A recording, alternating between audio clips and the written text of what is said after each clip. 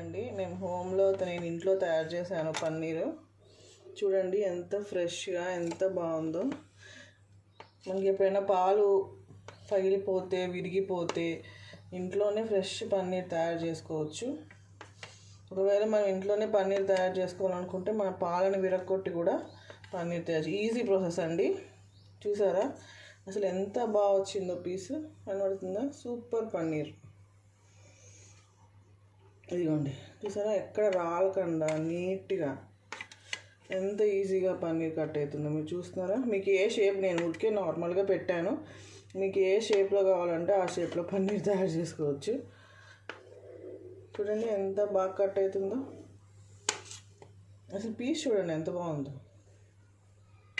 అది సో ఈ రెసిపీని ఎలా తయారు చేసుకున్నదో నేను నెక్స్ట్ వీడియోలో పెడతాను, చూడండి.